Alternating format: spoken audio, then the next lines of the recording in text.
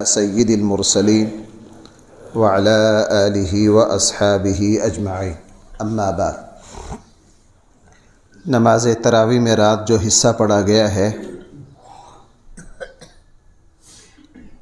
اس کا آغاز یہاں سے ہوا ہے، لیس البر ان تولوا وجوہکم قبل المشرق والمغرب۔ جس وقت تبدیلی قبلہ ہوئی بیت المقدس سے، رسول اللہ صلی اللہ علیہ وسلم نے اللہ کے حکم کے مطابق دوبارہ بیت اللہ کی طرف رخ کر کے نماز شروع کی تو کافروں نے اس پر بہت اعتراض کیا۔ قرآن کریم نے ان کافروں کو کہا کہ یہ کوئی نیکی نہیں ہے کہ تمہارا منہ مشرق کی طرف ہے یا مغرب کی طرف ہے یا دائیں جانب ہے یا بائیں جانب ہے، یہ کوئی نیکیاں نہیں ہیں، اصل نیکی کی طرف آؤ۔ اصل نیکی اللہ پر ایمان لانا ہے، اللہ کے رسولوں پر ایمان لانا ہے، اللہ کے فرشتوں پر ایمان لانا ہے، سارے نبیوں کو سچا تسلیم کرنا ہے، آخرت پر ایمان لانا ہے، اصل نیکی نماز کو قائم کرنا ہے، زکوٰۃ کو دینا ہے، اصل نیکی جو ہے وہ غرباء، مساکین، یتیم، غلام، کمزور طبقوں پر اپنا مال خرچ کرنا ہے۔ اصل نیکیاں یہ ہیں۔ قرآن کریم نے اس آیت میں ہر مسلمان کی توجہ اس طرف دلائی کہ غیر ضروری چیزوں میں نہ الجھو۔ بھائی میں کیا الفاظ استعمال کر رہا ہوں؟ غیر ضروری چیزوں میں نہ الجھو۔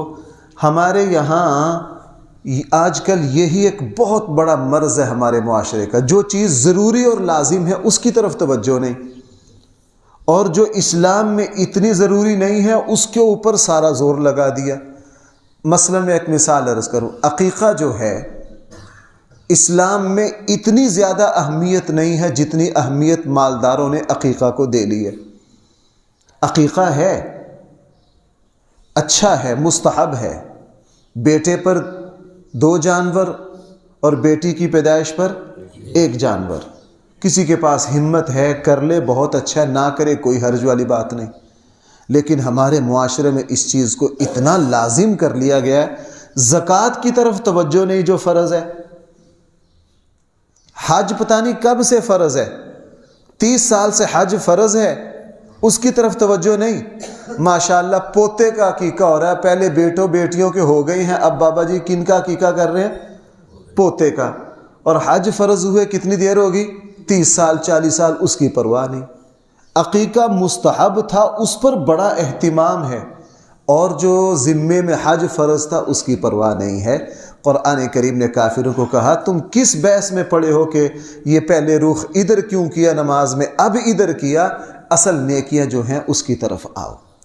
اور بھائی قرآن کریم نے یہاں قصاص کا حکم دیا ہے کہ اگر جان بوجھ کر کوئی انسان کسی دوسرے انسان کو قتل کر دے تو اس کو بھی قتل کیا جائے گا، اور اسی میں معاشرے کی زندگی ہے۔ اسلام ایک عدل کا دین ہے، اسلام ظلم کو برداشت نہیں کرتا۔ اسلام کا کہنا یہ ہے کہ ہر انسانی جان انتہائی محترم ہے، اس کا احترام ہے، خواہ وہ مسلمان ہو خواہ وہ کافر ہو۔ اسلام 3-4 چیزوں کی حفاظت پر بہت زور دیتا ہے بھائی، آدمی کے دین پر، اس کی جان پر، اس کی عزت پر، اس کے مال پر۔ ان 4 چیزوں کی حفاظت آج دنیا بات کرتی ہے نا، بنیادی حقوق، انسانی حقوق۔ بھائی آپ نے شور شرابہ یورپ کا سنا ہے کہ نہیں؟ آپ ان کے پورے انسانی حقوق کی لسٹ پڑھ کر دیکھو، اس میں انسان کے دین کا، اس کی جان کا، اس کے مال کا، اس کی عزت آبرو کا کوئی تذکرہ نہیں۔ جو چاہے پہنو، جہاں چاہو شادی کرو، جو چاہو زبان میں آؤ بک دو، جس طرح کا چاہو لباس پہنو، کسی انسانی حقوق ان فضول چیزوں کو بنا دیا گیا ہے۔ بنیادی انسانی حقوق بھائی کتنے ہیں؟ یہ 4 ہیں۔ اسلام ان پر پورا پیرا دیتا ہے۔ انسانی جان، اگر کسی نے انسانی جان، خواہ وہ مسلمان معاشرے میں رہنے والا کافر ہی کیوں نہ ہو، جس مسلمان نے کسی کافر کو قتل کر دیا، بدلے میں اس کو بھی کیا کیا جائے گا؟ قتل کیا جائے گا۔ انسان کا دین، خواہ وہ مسلمان ہو خواہ وہ کافر ہو. ہمارے معاشرے میں اگر کوئی عیسائی ہے اس کو نہیں کہا جا سکتا کہ تم اپنا دین بدلو. ترغیب دینا اور بات ہے، کسی طرح کی زبردستی اس پر نہیں کی جا سکتی. اگر کوئی عیسائی اپنے مذہب کے مطابق اپنے دین کے مطابق عبادت کر رہا ہے تو بھائی مسلمان معاشرے میں اس کو روکا جا سکتا ہے؟ نہیں روکا جا سکتا.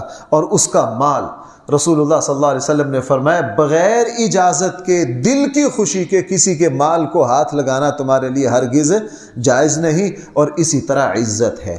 اور بھائی قرآن کریم نے ایک حکم یہ دیا ہے، شروع اسلام میں وراثت کے احکام نہیں آئے تھے، ہر مسلمان پر فرض تھا کہ وہ لکھ کر یہ رکھے، وصیت کر کے رکھے کہ میرے مرنے کے بعد وراثت کن کن لوگوں کو ملنی ہے. پھر اسلام کے احکام آ گئے اور اسلام نے وراثت کی تقسیم کو اپنے ہاتھ میں لے لیا. اب اپنی مرضی سے اس میں ترمیم نہیں کی جا سکتی. کچھ تفصیل چوتھے پارے میں کل کے درس میں آئے گی، میں اس وقت عرض کروں گا. وصیت کے بارے میں اب اسلام کا حکم یہ ہے کہ وصیت جن وارثوں کو خود بخود وراثت ملنی ہے ان کے حق میں وصیت نہیں کی جا سکتی. مثلا ایک آدمی کے 4 بیٹے ہیں، وہ آخری وقت میں کہہ دے کہ یہ جو میرے 4 بیٹے ہیں ان میں سے جو فلاں بیٹا ہے نا اس کو وراثت سے زائد اضافی یہ دکان یہ مکان دے دینا ہے، تو اب دے نہیں سکتے. جن وارثوں کے حق اللہ نے متعین کر دیا وہ اتنے ہی رہیں گے، ان کے حق میں وصیت ہے. اسی طرح اگر غیر وارثوں کے بارے میں وصیت کرے گا تو تیسرے حصے میں، اس سے زائد نہیں. ایک آدمی اس کے 4 بیٹے ہیں، وہ دنیا سے جاتے جاتے یہ کہہ دیتا ہے کہ میرا سارا مال مسجد کو دے دیں، مدرسے کو دے دیں، ہسپتال کو دے دیں، میرے بیٹوں کو کچھ نہ دیا جائے.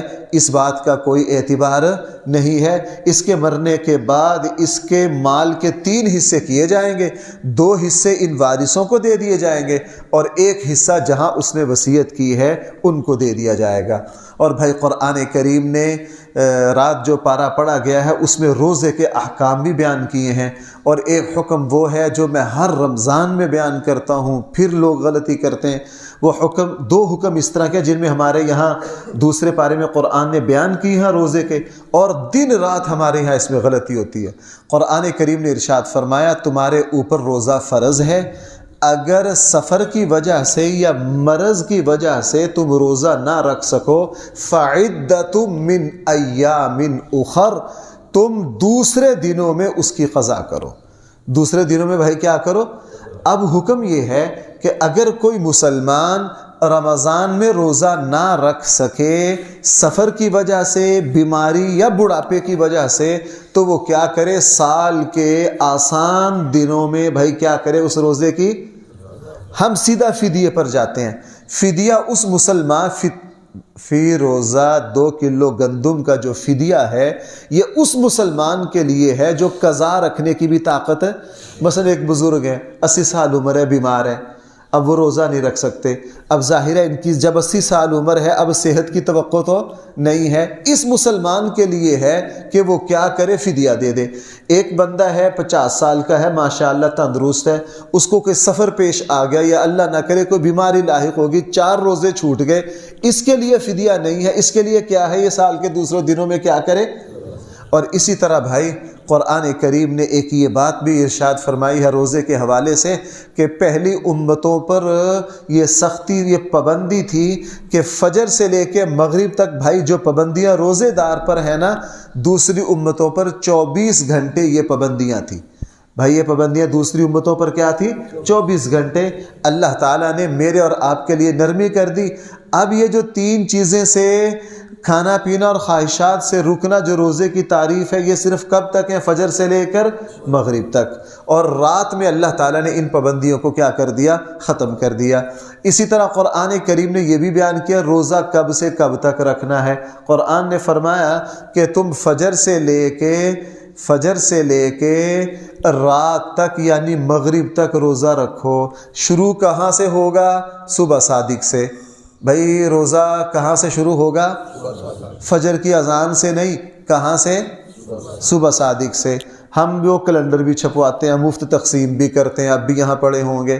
کیوں؟ ہمارے یہاں غلطی بہت ہے، سمجھانے کے باوجود بالکل اثر نہیں. میں ہر رمضان میں آپ کو ایک بات عرض کرتا ہوں، آپ ہمارے محلے ہی کی اذانوں کو دیکھ لو. یہ تو شہر ہے نا، پڑھے لکھے لوگ ہیں، کوئی پنڈت کو دیہات تو نہیں ہے. آپ یہاں دیکھ لیجئے، مثلا اگر صبح سحری کا وقت صبح صادق 4:54 پر ہو گئی ہے، ہمارے یہاں کوئی اذان 5 بجے شروع ہو رہی ہے، کوئی اذان 5:05 پر شروع ہو رہی ہے، کوئی اذان 5:10 پر شروع ہو رہی ہے۔ اب جو اذان 5:05 پر ہو رہی ہے، جو مسلمان اس وقت تک کھانا کھاتے آ رہے ہیں، بھائی ان کا روزہ ہوا کہ نہیں؟ اور میں نے یہاں دوستوں سے سنا، کہتے ہیں جی حدیث میں ہے جب تک اذان ہوتی رہے۔ وہ میرا خلاصہ رہ جاتا ہے اگر میں کسی مسئلے کو تفصیل سے بیان کروں۔ حضور کے زمانے میں 2 مؤذن تھے۔ کتنے مؤذن؟ عبداللہ ابن ام مکتوم اور حضرت بلال حبشی۔ حضرت بلال حبشی رضی اللہ عنہ پہلی اذان دیا کرتے تھے صبح تہجد کی۔ عبداللہ ابن ام مکتوم رضی اللہ عنہ پہلے الٹ تھا۔ ایک دن حضرت بلال حبشی رضی اللہ عنہ کی جب آخر میں آ کے نظر کمزور ہو گئی نا، تو ان کو صبح صادق کی سمجھ نہیں آئی، اذان دینے میں غلطی کر گئے۔ رسول اللہ صلی اللہ علیہ وسلم نے فرمایا آج بلال اذان دینے میں جلدی کر گئے، آج بلال سحری کی اذان دینے میں کیا کر گئے؟ جلدی کر گئے۔ جب بلال اذان دے نا تم آج کھانا کھاتے رہو، اسی وقت اعلان کروا دیا کہ بلال نے اذان وقت سے پہلے دے دی ہے، نظر کی کمزوری کی وجہ سے ابھی سحری کا وقت ختم ہے، تم کیا کرو کھانا۔ بس ہمارے یاروں نے اس حدیث کو لے لیا کہ جی جب تک اذان ہوتی رہے تم کھانا کھاتے رہو، 5:15 ہو رہی ہے بھائی، مزے سے کھانا کھاتے رہو، کوئی تمہارے روزے میں خرابی نہیں آئے گی، کرتے رہو، حدیث کا سیاق و سباق نہیں دیکھتے۔ اللہ کے نبی نے پھر تبدیل کر دیا، حضرت عبداللہ ابن ام مکتوم کو وہ اذان دے دی، حضرت بلال حبشی کو یہ دے دی، اس کی رعایت کرنا۔ بہرحال قرآن کریم نے دوسرے پارے میں ناجائز طریقے سے کمائے ہوئے سارے مالوں کو حرام قرار دیا۔ رشوت سے، بے ایمانی سے، جتنے بھی 2 نمبر طریقوں سے مال کماؤ گے وہ حرام ہے، اللہ کبھی بھی اس میں برکت نہیں دیں گے۔ قرآن کریم نے ایک حکم یہ دیا ہے کہ تم اپنی ساری عبادات میں چاند کی تاریخوں کو مد نظر رکھو گے۔ جس طرح ہم نے رمضان کا جو روزہ چاند دیکھ کر شروع کیا ہے، اور بھائی عید بھی کس طرح کریں گے؟ بھائی توجہ ہے آپ کی؟ لوگ اعتراض کرتے ہیں کہ یار شمسی اعتبار سے اسلام کی عبادات کیوں نہیں ہے وہ بھی اسلامی، شمسی نظام بھی اسلام کا ہے، قمری نظام بھی کس کا ہے؟ لیکن ایک بات سمجھنا، اگر اسلام روزے فرض کر دیتا جنوری فروری ان کے اعتبار سے، تو پھر رمضان ایک ہی موسم میں آتا۔ بھائی اگر اللہ تعالیٰ جون کے روزے پکے کر دیتا تو رکھ لیتے، پھر سب نے کس طرح رکھنے تھے؟ بھائی بولو ذرا تاکہ سستی دور ہو جائے۔ سب نے جون میں ہی رکھنے تھے نا، تو کسی کو آسانی ملتی؟ اچھا اگر اللہ تعالیٰ سارے روزے فرض کر دیتے جنوری میں، پھر مزے ہی مزے تھے، پھر آزمائش تو نہ رہی۔ چاند کے اعتبار سے وابستہ کرنے سے اگر کسی کی نارمل زندگی 50-60 سال ہے نا، تو وہ ہر موسم کا روزہ رکھ لیتا ہے۔ کیوں بھائی؟ وہ ایسا ہی ہے، وہ ہر موسم کا کیا کر لیتا ہے؟ اس لیے اسلام کی اس میں حکمتیں ہیں۔ قرآن کریم نے اس بارے میں حج کا حکم دیا، فرمایا حج جو ہے یہ اللہ کی نشانیوں میں سے ایک نشانی ہے، جو حج کرے گا اس کے بہت سے فائدے ہوں گے، جو قرآن کریم آگے جا کے سورہ حج میں بیان کر رہا ہے ان کو میں وہی بیان کروں گا۔ قرآن کریم نے ایک یہ بات بیان کی ہے کہ مکہ کے جو عرب سردار تھے نا، وہ اپنے غرور کی وجہ سے، اپنے ناک اونچی رکھنے کی وجہ سے جب حج کے لیے جاتے تو مزدلفہ جاتے، عرفات میں نہیں جاتے۔ عرفات میں کیوں نہیں جایا کرتے تھے؟ کہ جی ہم تو سردار ہیں، ہمیں یہ خصوصیت حاصل ہے۔ اسلام نے اس کی اجازت ہے، اسلام نے کہا نا عبادت میں سارے کیا ہیں؟ برابر۔ عبادت میں سارے کیا ہیں؟ برابر۔ عبادت میں شان و شوکت کا اظہار، وہ بھئی یہ بندگی کیسے ہوگی؟ عبادت تو عاجزی کے لیے ہے۔ اس سے پتہ چلا کہ اگر عبادت میں کوئی بندہ اپنے لیے خاص شان پیدا کرنا چاہے اس کی اجازت نہیں۔ مسجدوں میں ہوتا ہے میں نے کہ جی مسجد کی یہ جگہ خاص ہے، کس کے لیے؟ جی فلاں چودھری صاحب کے لیے، مسجد کے صدر کے لیے، فلاں کے لیے، فلاں کے لیے۔ بھائی یہ جائز ہے؟ یہ ہرگز جائز نہیں ہے۔ اسلام نے جب اللہ کے سامنے کھڑے ہو گئے، نہ کوئی بندہ رہا نہ کوئی، اللہ کے سامنے جب کھڑے ہو گئے پھر سب برابر ہے۔ اور بھائی یہاں قرآن کریم نے ایک واقعہ ذکر کیا ہے حضرت صہیب رومی رضی اللہ عنہ کا۔ حضرت صہیب رومی رضی اللہ عنہ اگر سادہ زبان میں کہوں کہ مکہ کے وہ آپ کے مغل تھے، لوہے کے بڑے ماہر تھے، بہت اعلیٰ تلوار بناتے، زیرہ بناتے اور بڑا پیسہ کما لیا۔ جب ہجرت کرنے لگے نا تو اس زمانے میں یہ تھا کہ جو مکہ سے مدینہ جا رہا تھا مکہ والے اس کو مارتے تھے، سارا کچھ لوٹ لیتے تھے۔ حضرت صہیب رومی پر کڑی نگاہ رکھتے تھے، پتہ تھا کہ اس نے مال، ان کے پاس مال بہت ہے۔ حضرت صہیب رومی جب نکلے پتہ تھا میرا پیچھا تعاقب کرنا ہے، نشانے باز بہت تھے، تیر تلوار بہت اعلیٰ بنایا کرتے تھے۔ انہوں نے اپنے 100 تیر لیے اور جب نکلے تو ان کا محاصرہ کر لیا۔ یہ مکہ میں ایک اونچی چوٹی پر چڑھ گئے، چاروں طرف سے کافروں نے محاصرہ کر لیا اور ان کو مدینہ جانے نہ دیں۔ حضرت صہیب رومی نے کہا کہ دیکھو میرے پاس 100 تیر ہیں، تمہیں پتہ ہے مکہ میں سب سے زیادہ اعلیٰ نشانہ میرا ہے، اگر میں 100 تیر ماروں نا تم 100 بندوں کو تو میں لے ہی جاؤں گا، اس لیے تم مجھے آسانی سے پکڑ۔ میں تمہیں بڑا آسان راستہ بتاتا ہوں، میں نے مکہ میں 10 15 20 سالوں میں جتنا مال کمایا ہے میں اس کا پتہ بتا دیتا ہوں، تم میرا مال دے دو اور مجھے مدینہ، چونکہ اس وقت مدینہ کی ہجرت کیا تھی؟ فرض تھی۔ بھائی مدینہ کی ہجرت کیا تھی؟ بھائی تھک تو نہیں گئے آپ؟ توجہ رکھیے ذرا، مدینہ کی ہجرت کیا تھی؟ فرض تھی۔ مکہ والوں نے کہا جی بالکل ٹھیک ہے، ہمیں آپ کے مال سے غرض ہے۔ فرمایا میری حویلی کا جو فلاں کونا ہے نا اس کو کھودو، میں نے سارا کچھ وہاں دفن کر رکھا ہے۔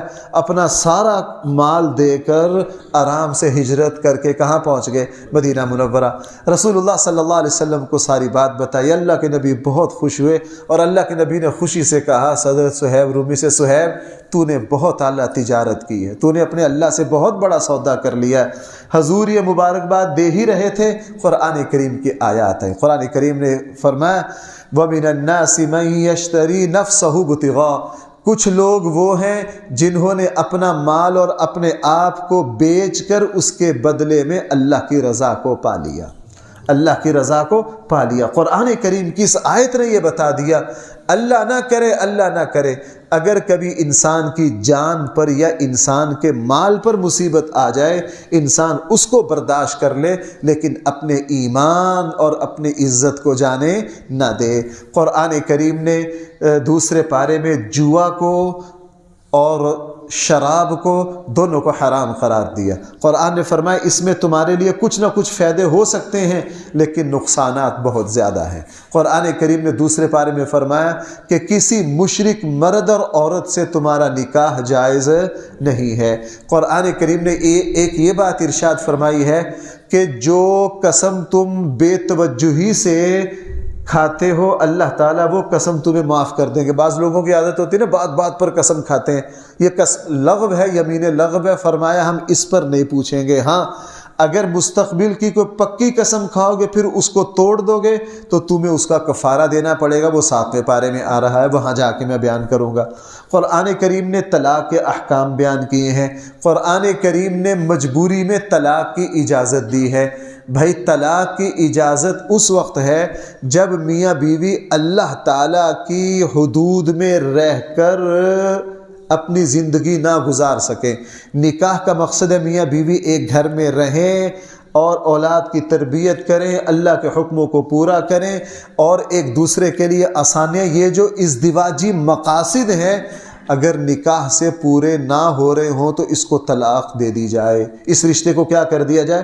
بعض لوگ یہ کہتے ہیں کہ کچھ بھی ہو جائے طلاق دینا جائز نہیں، ساری زندگی لڑائی جھگڑے، ساری زندگی کی مصیبتیں، ساری زندگی کی ناچاکیاں، وہ کہتے ہیں نہیں طلاق نہیں دینی، یہ بات بالکل غلط ہے۔ قرآن نے کہا فَإِمْسَاكُمْ بِمَعْرُوفٍ أَوْ تَسْرِيحٌ، طلاق رکھی اس لیے ہے کہ جب قرآن و سنت کے مطابق میاں بیوی کے رشتے کے جو مقصد ہیں وہ مقصد پورا نہ ہو تو بھائی اس رشتے کو کیا کر دو، ختم کر دو۔ ہاں اسلام نے کہا اچھے طریقے سے طلاق دو، طلاق 1 دو یا 2 دو، 3 طلاق ہرگز اکٹھی نہ دو، دے دو گے ہو جائیں گی لیکن وہ ہرگز اسلام میں پسندیدہ نہیں ہیں۔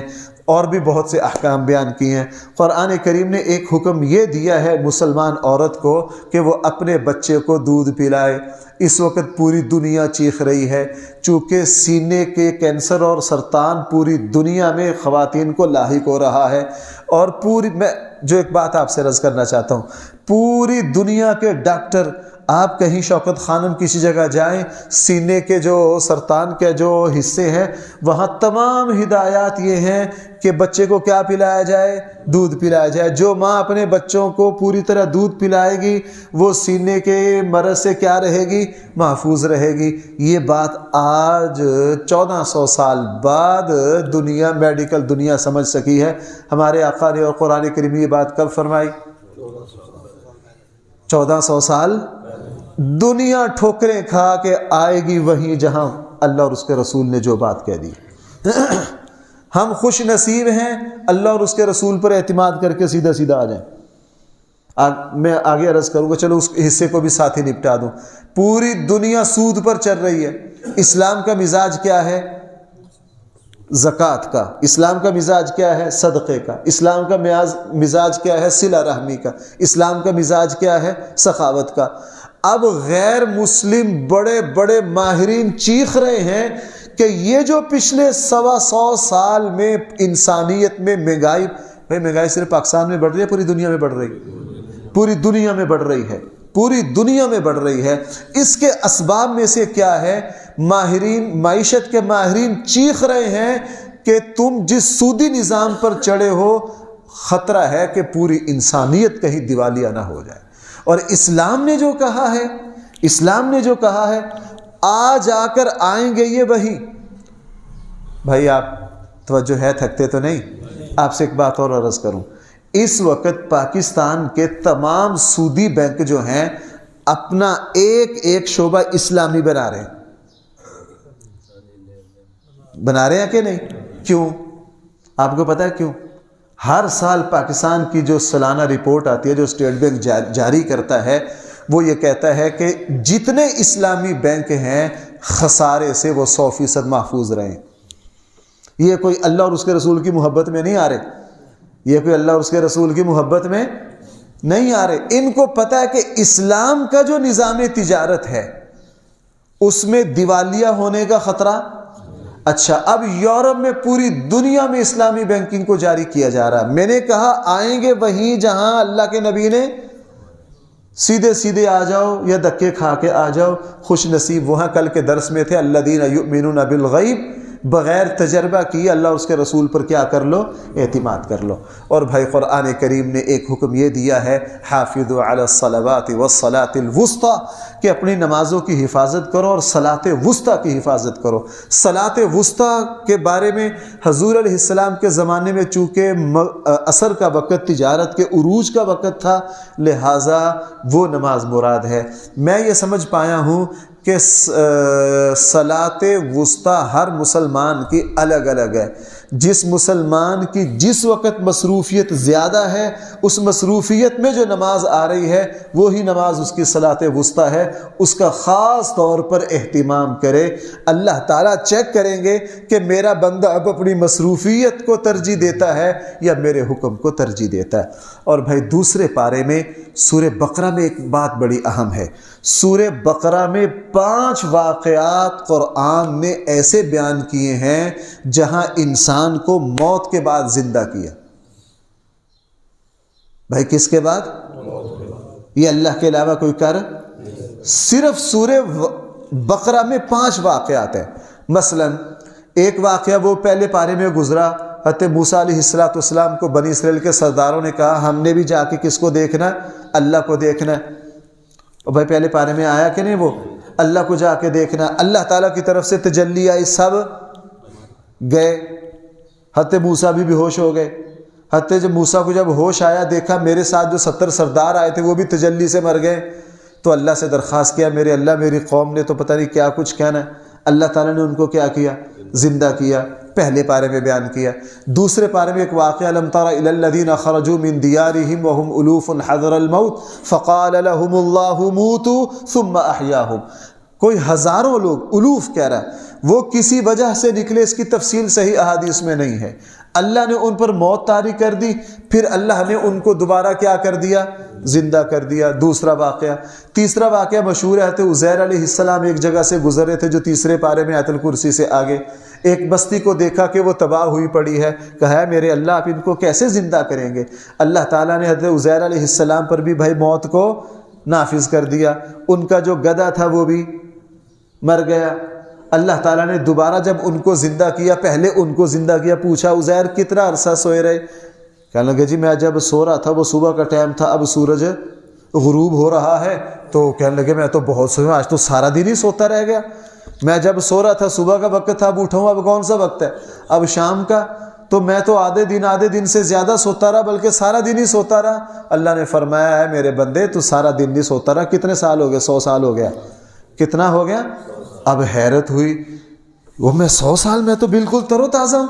اللہ نے کہا اچھا دیکھ تیرا گدھا کدھر ہے؟ گدھا دیکھا تو گدھا 100 سال کے بعد کدھر بچتا ہے؟ کہنے لگا ذرا دیکھیے، وانظر الی حمارک، اللہ تعالیٰ نے ان کے دیکھتے دیکھتے اسی مٹی سے اللہ نے دوبارہ ہڈیوں کو نکالا، ان کے اوپر گوشت چڑھ گیا، دیکھا کہ بالکل مضبوط طاقتور گدھا سامنے کھڑا ہو گیا۔ حضرت عزیر کو سمجھا دیا اور ان کے ذریعے مجھے اور آپ کو سمجھا دیا میں مرنے کے بعد تمہیں اسی طرح زندہ کروں گا۔ اور ایک واقعہ، اکٹھے واقعے، ابراہیم علیہ السلام نے کیا کہا تھا؟ آپ مرنے کے بعد کس طرح زندہ کریں گے؟ اللہ نے کیا فرمایا؟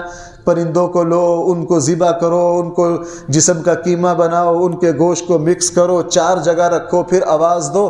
اور جیسے ابراہیم علیہ السلام نے آواز دی، وَإِذْ قَالَ إِبْرَاهِيمُ رَبِّ أَرِنِي كَيْفَ تُحْيِي الْمَوْتَى قَالَ أَوَلَمْ تُؤْمِنْ قَالَ بَلَىٰ وَلَٰكِن لِيَطْمَئِنَّ قَلْبِي۔ اب جیسے جیسے آواز دی، چونکہ چاروں کا گوشت مکس تھا، کچھ ذرے اس پہاڑ سے آئے، کچھ ادھر سے آئے، کچھ ادھر سے آئے، کچھ ادھر سے آئے، ادھر سے ہڈیاں، ادھر سے پر، جڑا کے چاروں پرندوں کو اللہ نے کیا کر دیا؟ حضرت ابراہیم علیہ السلام کو کہا میں تمہیں اس طرح زندہ کروں گا۔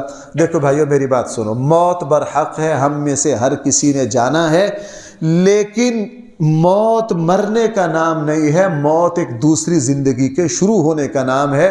مسلمان اور کافر میں یہی فرق ہے، مسلمان اور کافر میں یہی فرق ہے۔ قرآن کریم نے 3 پارے میں صدقہ کو بیان کیا کہ جو اللہ کے نام پر صدقہ کرے گا اللہ تعالیٰ 700 گنا بڑھا کر اس کو اجر دیں گے۔ بھائی کتنا؟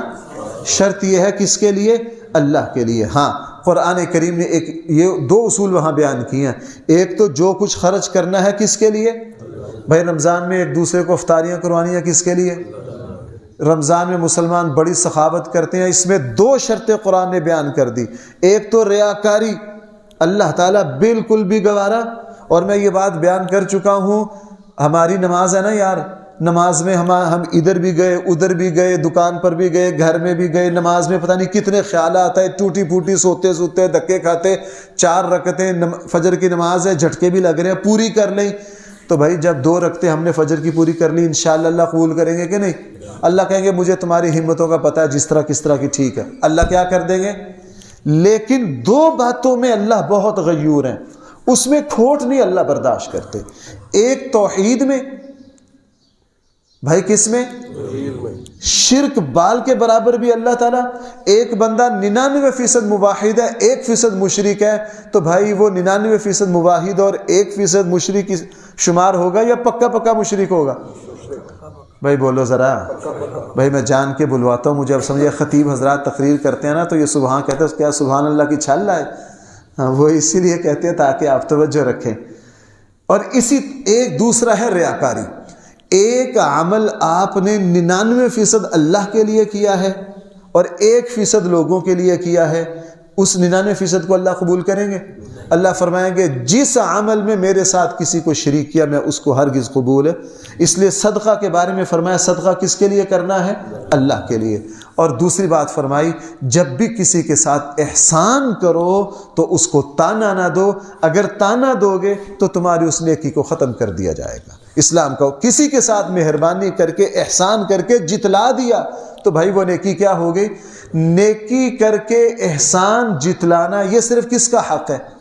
اللہ کا۔ قرآن بھائی بار بار کیا کہہ رہا ہے؟ فَبِأَيِّ آلَاءِ رَبِّكُمَا، یہ ہمارا رب ہمیں کہہ سکتا ہے، ہم کسی کو نہیں کہہ سکتے۔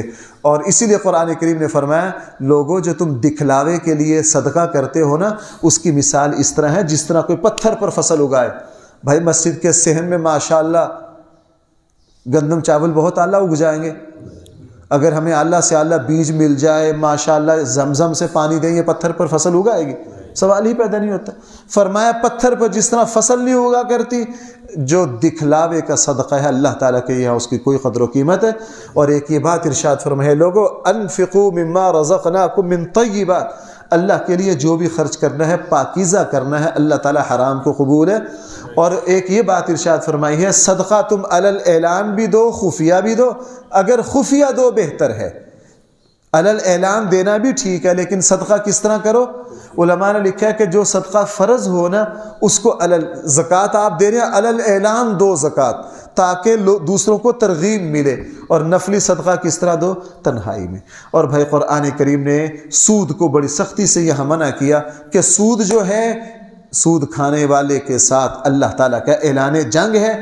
کل قیامت والے دن سود خور اس طرح آئیں گے جس طرح فالج زدہ مرگی والا بندہ، اس کو کوئی پتہ نہیں، اس کا جسم بے جان ہے، چونکہ سود خور حریص ہوتا ہے، لالچی ہوتا ہے، یہ انسانیت کا خون چوستا ہے۔ فرمایا کل قیامت والے دن سود خور اس طرح آئیں گے کہ جس طرح ان کے اوپر کوئی جن نے جادو کر دیا ہے، کوئی جن چڑھ گیا ہے، ان کے حواس اپنی جگہ قائم نہیں ہوں گے۔ آخری دو باتیں قرآن کریم نے ارشاد فرمایا کہ جب تم آپس میں لین دین کرو نا، ادھار لین دین، اس کو لکھ لیا کرو۔ اگر قرض کا لین دین ہے اس کو بھی کیا کر لیا کرو؟ لکھ لیا کرو۔ اور رہن کے ذریعے بھی قرض لیا جا سکتا ہے۔ بھائی مجھے 50,000 قرض چاہیے، میری یہ قیمتی چیزیں اپنے پاس رکھ لیجئے، جب میں آپ کا قرض دے دوں گا یہ چیز مجھے کیا کر دیں، اس کو رہن کہتے ہیں۔ قرآن نے ان سب کی اجازت دی ہے۔ اور بھائی چونکہ سورہ بقرہ جو ہے یہ آدھا حصہ سارا احکام پر مشتمل ہے۔ بھائی کس پر مشتمل ہے؟ اور اللہ تعالیٰ نے مجھے پھر آپ کو پھر ایک دعا سکھا دی، رمضان میں اس دعا کو بھی پڑھا کیجئے۔ سورہ بقرہ میں بڑے حکم ہیں، میں نے کچھ بیان کیا، آدھے سے زیادہ رہ گئے ہیں۔ اور اللہ تعالیٰ کو پتہ تھا کہ میرے بندے ان باتوں پر عمل کرنے میں کہیں نہ کہیں کوتاہی دکھائیں گے، تو ہمیں ایک دعا سکھا دی، ربنا لا تؤاخذنا ان نسینا او، اے میرے اللہ آپ کے حکموں کو پورا کرنے میں جہاں ہم سے بھول چوک ہو جائے، غلطی ہو جائے، اس پر ہماری پکڑ نہ فرمانا۔ یہ دعا اکثر مانگتے رہا کیجئے۔ اگر ہم اس دعا کو اکثر مانگتے رہیں گے نا، انشاءاللہ جہاں غلطی ہوگی، چونکہ ہم نے اللہ تعالیٰ سے معافی کی درخواست پہلے سے جمع کروا رکھی ہے، بھائی ہم نے اللہ تعالیٰ سے معافی کی درخواست، اس لیے یہ دعا یاد کر لیجئے رمضان، ربنا لا تؤاخذنا ان نسینا، اے میرے اللہ جہاں ہم سے بھول ہو جائے تو اس پر ہماری پکڑ، جہاں ہم سے غلطی ہو جائے۔ اس سے دو باتیں بھائی سمجھ لیجئے، جہاں غلطی ہوگی اللہ وہاں بھی معاف کر دیں گے، جہاں بھول چوک ہوگی اللہ وہاں بھی، جہاں جان بوجھ کے، کل ہی پتہ نہیں کسی دوست نے مجھے فون کیا کہ ہمارے جو فلاں میرے ایک جاننے والے ہیں وہ سود بھی کھاتے ہیں، پتہ نہیں کیا کچھ انہوں نے گنوایا، ان کو کہنے کہ جب ہم منع کرتے ہیں تو وہ آگے سے کہتے ہیں اللہ غفور الرحیم ہے، وہ آگے سے کیا کہتے ہیں؟ اللہ غفور الرحیم ہے۔ یہ بگڑے ہوئے ہیں۔ اللہ تعالیٰ ایسے لوگوں کے لیے ہرگز غفور الرحیم، اللہ تعالیٰ غفور الرحیم اس مسلمان کے لیے ہے جو غلطی کر جائے، اس مسلمان کے لیے ہے جو بھول جائے، جو جان بوجھ کر بے ایمانی کرے، اللہ تعالیٰ ایسے شخص کو ہرگز معاف۔ حضرت آدم اور شیطان کی بات میں تو شیطان جان بوجھ کے اکڑ گیا، اللہ نے معاف نہیں کیا، اور حضرت آدم سے کیا ہو گئی؟ اللہ کی محبت میں غلطی کر گئے، اللہ نے آدم علیہ السلام کو اسی وقت معاف کر دیا، اور شیطان کو اللہ تعالیٰ نے قیامت تک کے لیے معاف نہیں کیا۔ یہ سورہ بقرہ کا خلاصہ مکمل ہو گیا۔ اللہ تعالیٰ ہم سب کو صحیح فہم عطا فرمائے۔ الحمدللہ رب العالمین، والصلاة والسلام علی سید الانبیاء والمرسلین وعلى آلہ واصحابہ اجمعین۔ ربنا آتنا في الدنيا حسنة وفي الآخرة حسنة وقنا عذاب النار۔ صلی اللہ تعالی علی خیر خلقہ سیدنا و مولانا محمد وآلہ واصحابہ اجمعین برحمتک۔